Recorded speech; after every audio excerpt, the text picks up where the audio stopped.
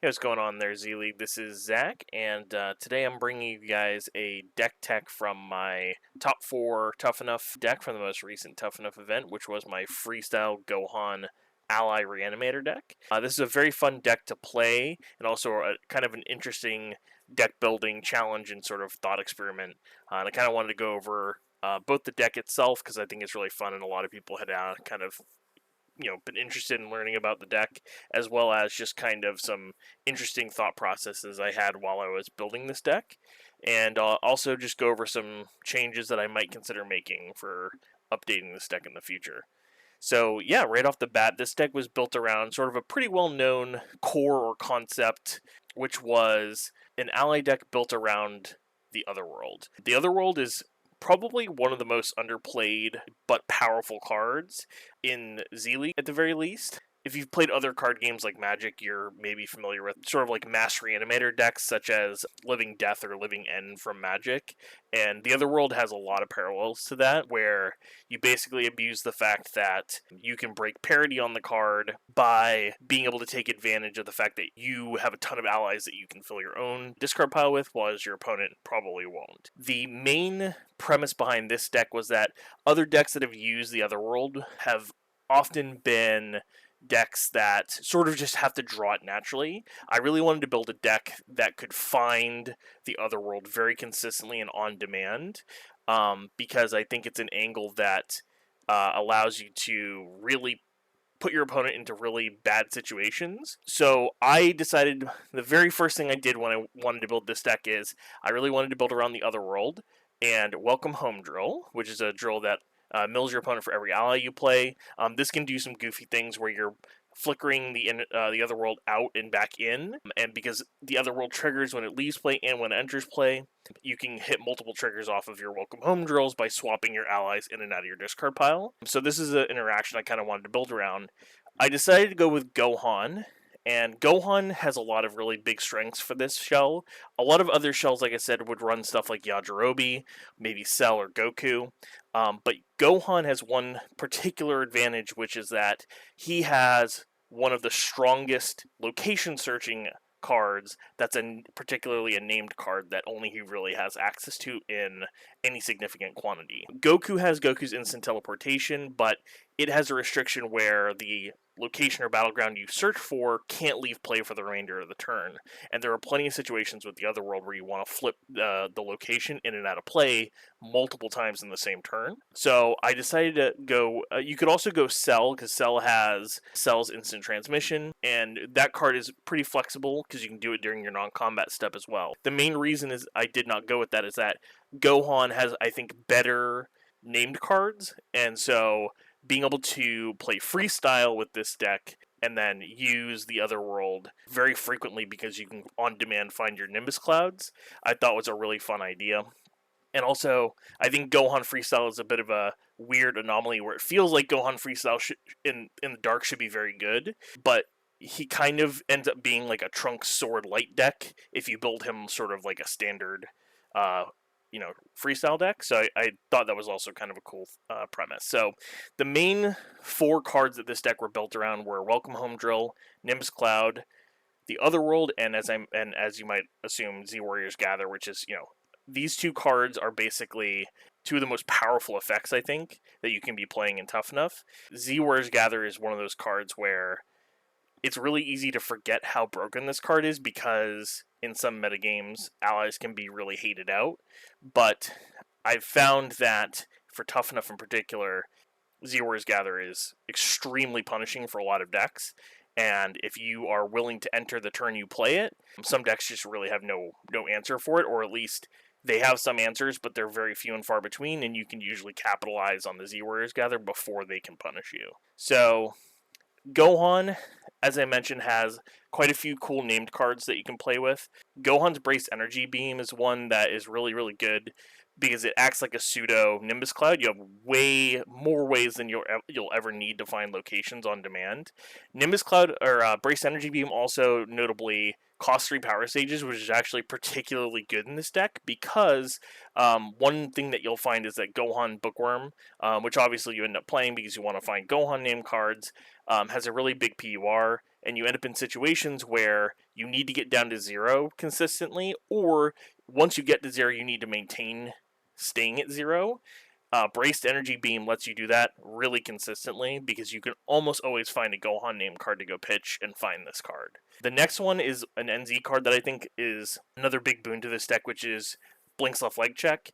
This allows you to pretty much always have a stop in rotation that you can keep going back and finding over and over again. And then, luckily, you can also redirect the stage gain to one of your allies, because it's not your main personality gaining it. So I think this card also is a really, really good one. Gohan's Left Energy Release is also extremely good named card. This card and another card that I'll mention later are part of a big core of this deck, which is that you really need to have access to specific cards a lot of the times, whether that be putting your Z Warriors Gather back into your deck, putting more copies of the other world back into your deck because you maybe lost them, putting more Nimbus Clouds back into your deck so you can go tutor for them, even something as simple as putting more Brace Energy Beams back in your deck so that you always have access to a way to lower your stages back down. So Left Energy Release was one of the best cards for putting cards consistently back into your deck. It also is an energy attack that you can lower your stages with, and you pretty much will never gain the stages on this because you'll always have at least 5 cards to shuffle back in. Rounding out the Gohan named suite are Gohan's Energy Deflection. You might assume that this card's in here because of the clause that cares about your allies not being discarded or removed from the game. That text is basically completely irrelevant because there are almost no scenarios in which this comes down in time to protect your allies. Maybe some very rare circumstances where your opponent had like multiple cards that were attacks that could like discard or remove allies, you might save the second or third one. But for bigger things that remove multiple allies, they're almost always going to lead with those. So things like Self-Presence, this won't ever end up coming down quickly enough to protect your allies. But this card has one very important thing it does, which is that it blocks Kid Buu's Prep Crash. This deck, as you might imagine, hates its discard pile getting removed from the game because part of the main strategy of the deck is cycling allies in and out of your discard pile with the other world, and so you just at all costs need ways to protect your discard pile. Having this package of blocks lets you block Prep Crash over here, and then these two can help you block Vegeta's Percussion Concussion, which is really, really commonly played. Rounding out the blocks is Elbow Block. You might assume that you would want to play more than 2 Elbow Blocks. Unfortunately, you just don't have that much room, and you can't really afford to play a ton of physical blocks because you actually want to get hit by physical attacks most of the time, because it just saves you the effort of having to lower your own MP down to 0. So you really don't actually care that much about blocking physicals, at least early on. You pretty much have this in here because sometimes there's specific if successful effects you need to block, and this one is the best tutorable one, and in some scenarios you'll block an attack just so you can rebuy one of your Gohan named cards, and that's mostly why it's in the deck. So that rounds out the Gohan name package. This deck is also hilarious because it plays 18 allies and 9 battlegrounds and locations, which is a lot of both of those. So rounding out the battlegrounds and locations, we are obviously playing all 3 other worlds. We're also playing 2 Corrin's Tower. This is sort of just like the go-to neutral location that you can flip because you can't swap out the other world for another copy of the other world. So you have to swap it for a different location. So Corrin's Tower is just like a good neutral one that kind of goes with your game plan. Occasionally you get to play an extra bonus ally from your hand.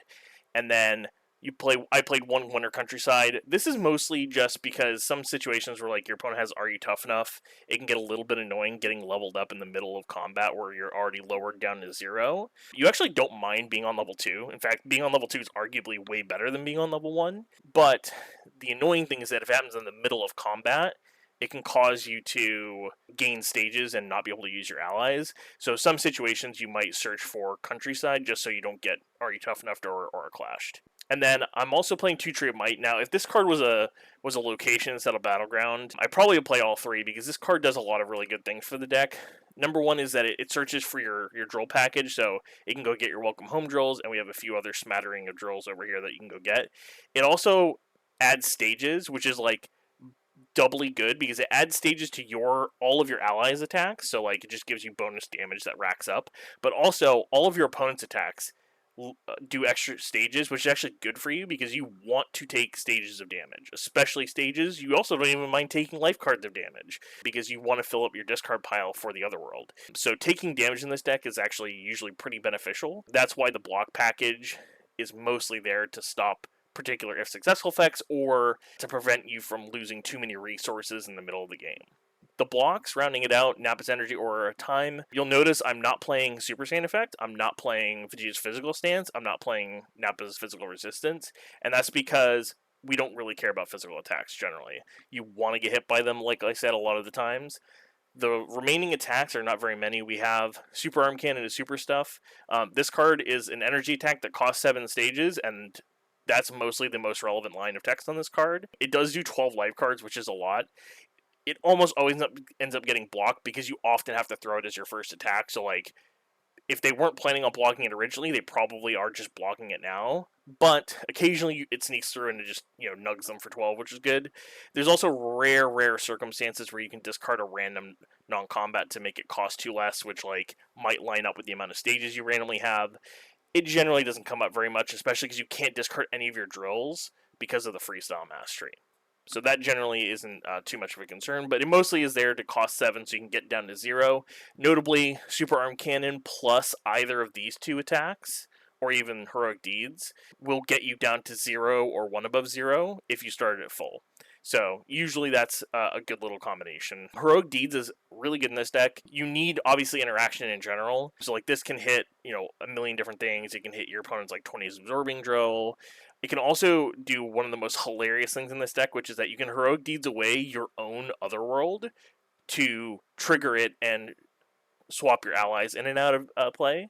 And then it also puts the Otherworld back into your deck, which is where you'd want it to be anyway. The third copy of this is in the Sensei deck for Hat. Speaking of Hat, we are playing Hat. Normally, I'm not a big Hat fan, but this deck is an Energy Lob deck because Energy Lob is broken, and having 2 Energy Lobs makes it worth playing Hat, in my opinion. This is, like, the main reason you would.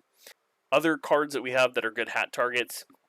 Deleted is basically another copy of Super Arm Cannon. It costs 6 stages, and it can also discard a ton of non-combats, which is pretty clutch. We got Straining Jump Kick move. I actually used this in the last round of Swiss to secure the win against Anthony's Orange 19 deck because I was able to sneak it in there and level him off of his all of his drills. Playing the 4th Braced Energy Beam in the Sensei, arguably I could just play this back in the main deck. This card's just, again, it comes up a lot where you want to pay 3 stages randomly, and being able to hit locations and stuff is really good. You have You're Invited because you're playing Lob, and then this card was, I think, just a mistake to play in the end. The idea I had of this originally was if I lost a bunch of my Welcome Home drills, you could try to sneak this in there and try to shuffle them all back in. In the end, this could have been a million different cards besides this, and it probably would have been better. Don't play this card. Power Strike is here because we want to find our drills alongside Brothers in Training. These are so you can put Welcome Home drills in play. The Power Strikes, I think, are one of the cards you can consider cutting from this deck. Ultimately, I think they were one of the weaker cards in the deck. And if you're trying to make room for some of the other cards that I think you might consider playing, this is one of the first cards I would consider cutting, or at least shaving. You have to play 3 Spheres in this deck because you cannot get Cells Presenced. That is basically the only way you lose, like, not the only way, but it is the way you most commonly will potentially lose with this deck. So being able to sphere that or a time is really clutch. Battle Pausing is here because you can recycle your Nimbus Cloud multiple times in one turn, which can be pretty cool. It also is really good with stuff like Brothers in Training to be able to use that multiple times in one turn. This is, again, iffy. This is one that you could shave or cut pretty easily without breaking the deck. Then we have the non-combat package. This is pretty standard, I think, for decks similar to this. Obviously, Fatherly Expectant. Here's Lucky Break, hits a billion really powerful cards, including Z Warriors Gather, so you play it every time. Concentration and Piccolo and Heroes Gather get Hat. Hat gets Z Warriors Gather off of Lob. So this whole package is just tutoring for those effects. Then we have the rest of our drill package. 20's Absorbing Drill is a card that, in retrospect, I would play at least 2 copies of, maybe 3, but probably only 2, because this deck needs a little bit more time against energy decks, ironically, because you don't lower your own stages, or rather, they don't lower your stages for you.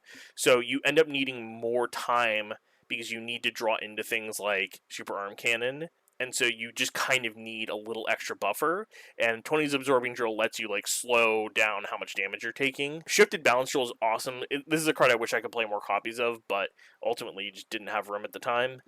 This card is really cool because it gets both Blink's left leg check and Gohan's left energy release. Notably, both of those cards are also Gohan named cards, which really means that this card just draws you any Gohan named card you want, which is really, really good. Also, left leg check just puts itself back into your deck over and over and over again, so you'll almost always have a target for this. Caught Off Guard Drill and Bubbles Drill are there to mostly protect you from anti-ally cards like Cell's Presence. Also, you can, in a pinch, hit anti-drill cards, things of that nature. Don't You Just Hate That is there because this deck has like almost no non-combat hate, and you really have to slow it down and pick your spots. That's also notably why we're playing West Kites, because this deck really doesn't have currently very much non-combat hate. And then the allies. So 18 allies is a lot, and this was sort of like the main mental hurdle I had when I was building this deck, which is that like I tend to like, when I do play ally decks, I tend to like the package to be pretty tight. I usually will play like 7 or 8, just enough to where you can get full value out of 1 Z-Warriors Gather. But with the other world, you actually want a big surplus of allies because you want to be able to get them in your discard pile. You can't play too many because then you get run over and you don't draw anything. So there's like a delicate balance. 18 was the number I came to. I think it mostly was the quality started falling off around here. And so this was like the number I tried pretty early on. And then it just kind of ended up feeling pretty good, and I stuck with it. The main sort of packages we have here are Roshi is probably my favorite hero ally. Roshi and Oolong. Basically, these guys let you really end up doing a lot more damage across all of your allies, especially if you're able to combine them together. It just starts getting out of hand really fast, and you can pretty quickly close games out if you have both of them in play. Krillin the Father and Yajirobe is another tried and true ally combo. Krillin the Father lets you discard your own copy of Z-Warriors Gather, and then Yajirobe lets you put it back into play, and that lets you, cycle those together. Krillin also has some other small amounts of utility where, you can even just do something as simple as discard an extra ally so that your other world brings back one more thing. He can also put random Gohan name cards in your discard pile so that your elbow block can bring them back. So he's got a lot of utility, plus he's just an energy attack. Chi-Chi's pretty good because it's pretty clutch to be able to have a way to block things like Vegeta's Percussion Concussion at will or other if successful effects. And also, there's some situations against some decks where, despite the fact that you normally like taking physical damage, once you can start using your allies, at that point, you can probably afford to block them, generally, because you've already gotten down to 0. So at that point, I generally actually like having a couple of blocks, and Chi-Chi's a good renewable one. Pan is actually the second card I alluded to earlier with left energy release, as part of sort of like a rejuvenation package. The fact that both Pan and left energy release let you pick cards from your discard pile to put back in your deck basically allows you to consistently have access to certain effects. So notable things with this is that it puts more Gohan name cards back into your life deck. This can be really important because you really need to be able to have a good flexibility with your Gohan name package. So being able to put more of them back in so you have more options there is really good. It can put back copies of the Otherworld. Again, it's really important to have access to Otherworld, or sometimes you need other locations put back in your deck if you have an Otherworld in play, so just being able to put those back in there. Things like left leg check, which already recycle themselves, if they get discarded by other means, you want them back in there. So there's a lot of really good things that it does. Some situations you actually end up angling more for a Z-Warriors Gather play. So for example, if you have Yajirobe in play, and you have a Z-Warriors in your discard pile, you might end up panning back a bunch of allies back into your deck instead of waiting for the other world to get them back, because you can just immediately get them with Z-Warriors Gather. So there's situations where that comes up. So Pan was one of the most flexible allies in the deck, and one that I really liked having access to, because it was always important to have access to specific cards. Even some situations where, like, I just need more energy attacks back in my deck because I need to be able to lower my stages again later. So Pan was really good. As a result, you end up having a sort of motley crew of random Saiyan allies that are maybe a little bit suboptimal, but are Saiyans notably. So you automatically get one Saiyan from Gohan and two from Pan, so you always get 2 cards. But then Kid Trunks you almost always are going to play anyway, but then like Vegeta and Goku are pretty mediocre allies, and Goten. So Vegeta actually I ended up liking okay. He with Tien, for example, having energy attacks that only cost 1 stage, King Kai's another one, is actually pretty good because there's like situations where if you put all your allies in play and then it's your opponent's turn next, you can't attack with them the next turn if they cost 2 stages. So having some that cost 1 lets you pump out a little bit more damage. The other thing is that because these guys are Saiyans, they go with Pan, obviously. Goten is hilarious because he ended up being, I realized about halfway through the tournament that Goten was sort of like the overkill tool, where when you start going on your long turn, you try to leave Goten towards the end because all of the rest of your allies are sort of capped on how much damage they can do.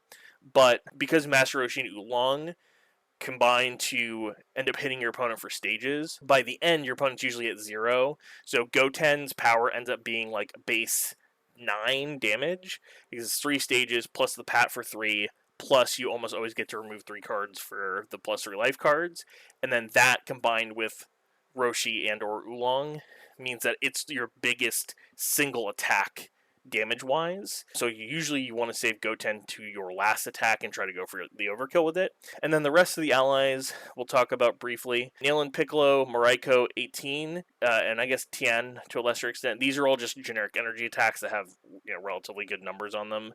Gregory's really clutch because there's obviously a lot of decks that rely on Omni blocks, and he can really put a wrench in there. King Kai you just play in every hero ally deck anyways. And then Torby is by far the worst ally in here. He basically was him versus like another generic ally that did like 5 life cards. I went with Torby just because he had an extra little bonus, but he's probably one of the allies you can pretty easily cut. Overall, some things about playing the deck. Early on, you are playing really passively, and you're mostly just trying to build up your board. So playing non-combats and drills, and any random allies that you happen to draw. You're aiming to try to get a hold of a super arm cannon early, especially against energy decks. And then other than that, you're mostly actually willing to just take damage. Like, you're going to try to block good if successful effects, but you're willing to just face tank a ton of damage against your opponent so that you can get the other world online. Once you start taking ally damage, then like damage and allies get discarded.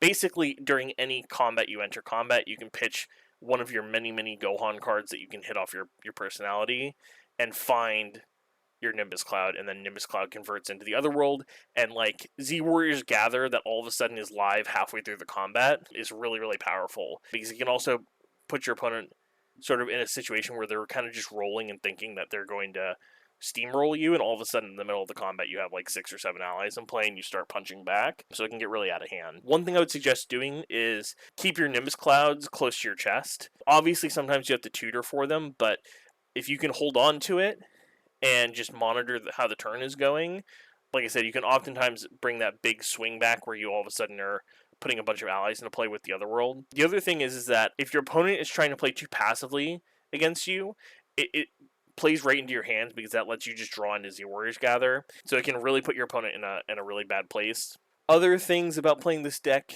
really that's mostly it. The big thing is that maintaining specific resources and sort of having a mental track of like how many of those you have left, because between left energy release and Pan you can really recycle quite a few of them, and it's important to make sure that you can get access to specific cards when you need them. Big ones being the other world, your Gohan named cards, but especially left leg check, brace energy beam, and other copies of energy release. These because you need them to maintain being at low power stages. There are some games where you, especially against energy decks, where you need to keep in mind that you're going to need to consistently lower your own stages back down, and you got to kind of keep tabs on that at all times. Other things are you don't mind getting leveled up to level 2. It's usually pretty good. In fact, when I do get leveled up to level 2, I pretty much always am immediately going for a super arm cannon with my power, so I can immediately get put down to 0. Again, super arm cannon plus brace energy beam, even on your 11 stage level 2, gets you down all the way to 1. And then, in general, this deck is just a really good deck if you expect the field to be mostly physical attacking decks. I think I played against only 2 non-physical decks the whole event, and it really puts your opponent, if there are physical beats, it puts them really far behind. The other thing, too, is that you really need to stay hyper vigilant of which discard pile removal your opponent has. Prep Crash is obviously public enemy number 1, and so like in certain matchups, you need to cling on to certain cards in your hand and hold them as long as you're able to. So for example, if you know your opponent's on Prep Crash, you see a copy of one, you just need to death grip your Gohan's energy deflection, and you just need to hold on to it indefinitely. Like you can't be blocking random attacks with it. Similarly, if you know your opponent has Cell's Presence and you haven't managed to discard any copies of them, you need to clutch onto your energy spheres. You know, don't get baited into sphering random, Brothers in Trainings or Hat or, similar cards, even Times, things like that. You don't need to sphere those. You just need to hold on. And then other than that, it's mostly about knowing what to use those cards on, not just spewing your blocks randomly, because again, you don't have a ton of blocks and you really are trying to block specific cards that put you behind, especially ones with successful effects. Outside of that, you can, like I said, you can just take tons and tons of damage, and it really doesn't matter that much because the Otherworld is such a backbreaking, like, swingy card, and it punishes your opponent for hitting you for tons of damage. Similarly, most ally removal that doesn't remove it from the game, if it just discards it, you just don't care because you can ultimately just swap in and out your allies.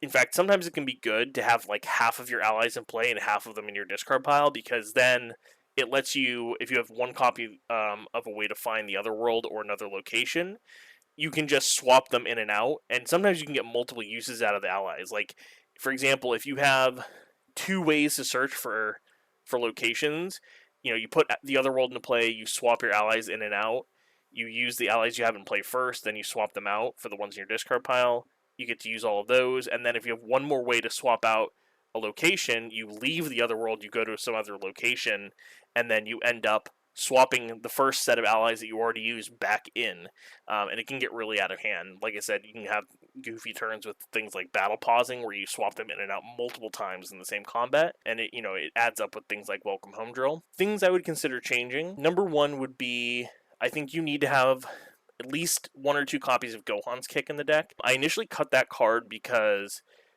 I ultimately wasn't particularly fond of playing it in the deck because it doesn't really benefit the game plan. It's a card you have to tutor for. You have to kind of waste your mastery or your bookworm power on it. But most of the games I was in danger of losing were because my opponent chained multiple stop-alls against me. For example, I played against Bill in the quarterfinals.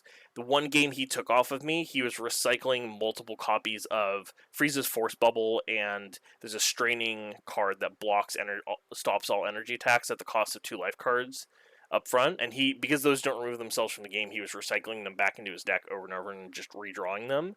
And because you're willing to take so much damage to get your Otherworld going, if they stymie your attack turn, like your big turn, with something like that, especially if they're an energy attacking deck themselves where they're not putting you down to 0, so sometimes you have to miss a combat where you can't attack because you can't get down to 0 consistently, then having Gohan's Kick be able to be tutorable just sort of locks up certain turns, especially if you're already at 0 or you already have a way to get to 0. Other things would be, you need probably more non-combat hate. I really kind of hedged with this build and really skimped on non-combat hate, but ultimately you just need more of it. I was able to make the amount of non-combat hate I had go probably further than it normally would be worth, but I think especially post NZ8, there's some stuff that you want to consider playing. Cards I would consider cutting. I think Goku's Power Strike and Battle Pausing are cuttable. I think Torby you would definitely want to change. In fact, cards you would want to consider adding. So Piercing Beam, ironically, is a card I think you might only play 1 copy of. I think this might end up being what you swap in for Goku's Face Break in the Sensei deck. You might play 1 more copy main deck, but I think you ultimately need 1 or 2 copies of actual Gohan's Kick, despite it not being energy tech, because this only counts as Gohan's kick for deck construction purposes, not for gameplay. So that means you can't find it off of your Gohan Bookworm power, and you can't find it off your Mastery. So that's one that I might play one or two of, one in the Sensei deck for sure. The second, Absorbing Drill, bare minimum, I think you want that. It's just invaluable to have against energy decks, and if they can't get rid of it consistently, it'll put a lot of damage on them, or rather prevent a lot of damage. Bulma's Ultimatum is a card that I think it's either this or just playing Frieza's Deception in the main deck at one or two copies. Ultimatum I think is a little bit better. The only thing that ironically I don't like about Ultimatum is that you probably can't play Vegeta, which is a bit annoying because I don't even know what your next best Saiyan ally would be, if there even are any other good ones. I can't think of any offhand, to be honest. There might not be. And that's actually annoying because you don't want to end combat with Vegeta being in play randomly. So you might have to play something else, but this is mostly to represent like some additional non-combat hate. And then lastly, I think the other one is that Gloria, this is a pretty easy add. You just add this over Torby pretty easily and then ship it. He's just really good at converting. You have like lots of random crap in your hand at all times. Extra allies, you have a billion non-combats and locations that you just accidentally draw.